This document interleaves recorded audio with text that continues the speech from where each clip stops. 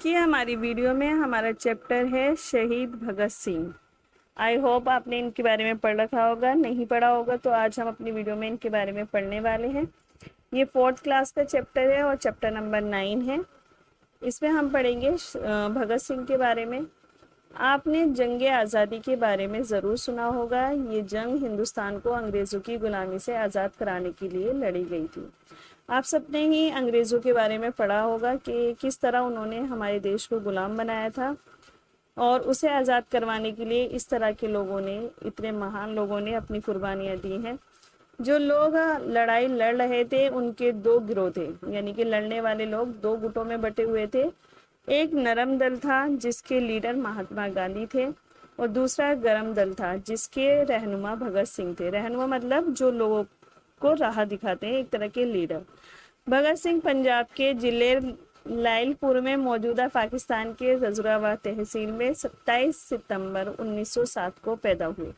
ये इनकी date of birth है। उनके वालिद किशन सिंह और चाचा आज़ादी के जंग में शामिल थे, यानी कि इनकी पूरी फैमिली थी जो स्ट्रगल कर रही थी आज़ादी के लिए और कई बार जेल जा चुके थे। यानी इनके जो फादर और चाचा थे वो भी जेल गए थे आज़ादी की लड़ाई में।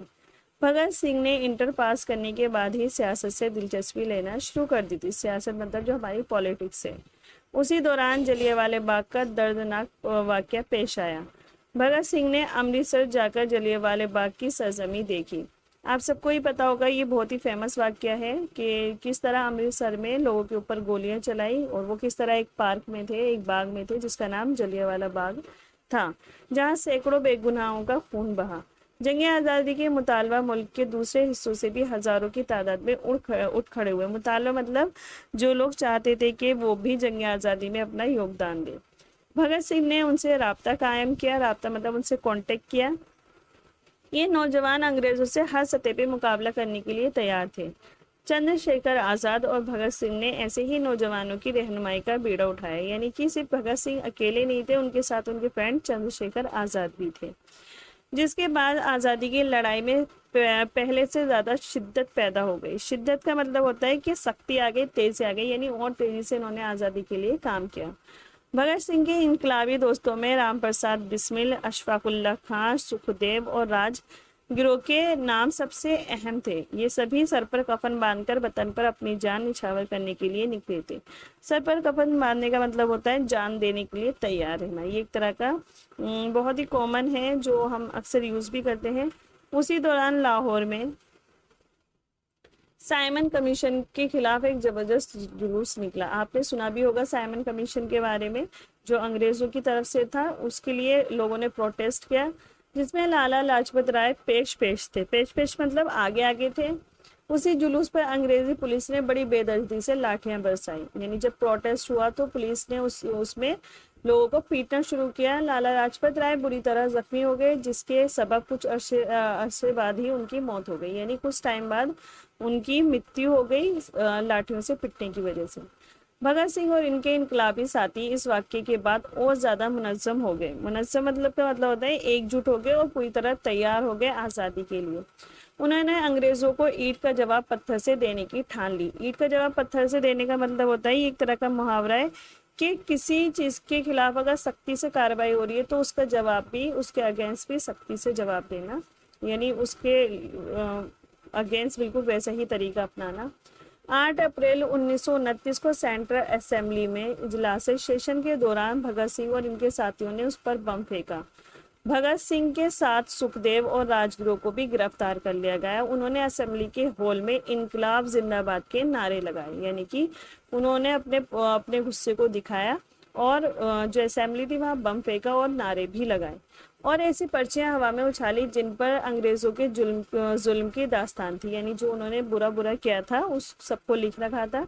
ये भी याद रखने की बात है कि भगत सिंह और इनके साथियों ने असेंबली के जिस मकाम पे बम फेंका वो खाली था और इसलिए वो किसी को मारना नहीं चाहते थे। इनका मकसद अंग्रेजों के जुल्म के खिलाफ अपने गुस्से का इजहार करना था। इसके बावजूद अंग्रेजों ने इन पर मुकदमा चलाया और तीनों साथियों को लाहौर सेंट्रल जेल में 23 मार्च 1931 को शाम 7:15 पर फांसी दे दी गई। भगत सिंह उस वक्त सिर्फ 23 वर्ष के थे, यानी इतनी कम उम्र में इन्होंने शहीदी का मर्तबा हासिल किया। आज़ादी मिलने से बहुत पहले ही वो हमसे बिछड़ गए। वतन के लिए भगत सिंह की इस कुर्बानी से हौसला पाकर हजारों लाखों नौजवान आज़ादी के लिए आ गए। यानी कि उनकी इस शहीदी को देखकर लोग मोटिवेट हुए और उनमें एक तरह का जोश आया कि हमें अपना देश आज़ाद करवाना है।